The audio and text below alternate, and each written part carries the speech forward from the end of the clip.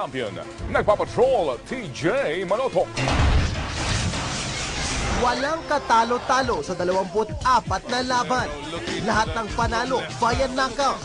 Ang unang 18 dito sa first round pa lang, dapa na ang kalaban. Ganyan kabangis at kalakas manuntok si Edwin Valero, ang Venezuelan boxer na napipisil na isunod na ilaban kay Manny Pacquiao. At itong Hulyo 12 lamang, tinalo niya ang Hapon na si Takehiro Shimado pagkatapos ng dinamid-naming bomba. Isang matulis na right straight sa 7th round ang nagpaluhod kay Shimada. Matagal na niyang ginigirian si Pacman, pero ngayon mukhang magkakatotoo na ang inaasam ni Valero. Pero tansya ng mga boxing experts, mauwi sa bangungot ang pangarap ni Valero. Ang tanging bibit-bitin niya sa labang ito yung kanyang punching power. We're talking here of the WBA Junior Lightweight Champion with a record of 24-0, 24 by knockout, almost 90% sa first round. Other than that, wala akong nakitang special dito kay Edwin Valero. I think yung depensa niya ay masyado pong maluwag.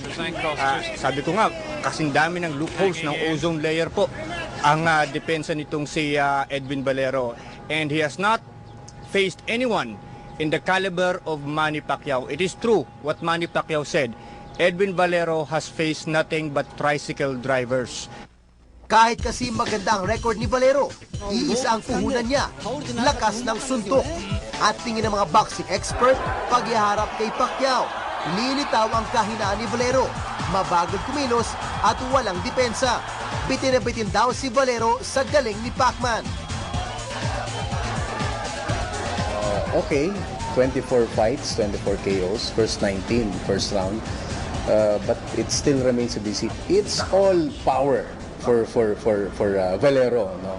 And I believe na he has the capability to hurt Manny. But the thing is, mabagal si Valero, no? And comparing Valero and Diaz, kung nabagalan tayo kay Diaz, para sa akin mas mabagal pa nga itong si Edwin Valero, no? Tingin ng mga eksperto, may kliyang laban pag nagsagupa na ang dalawang knockout artist. Dahil parehong agresibo ang dalawa, tansya nilang magiging eksplosibo ang bakbakan.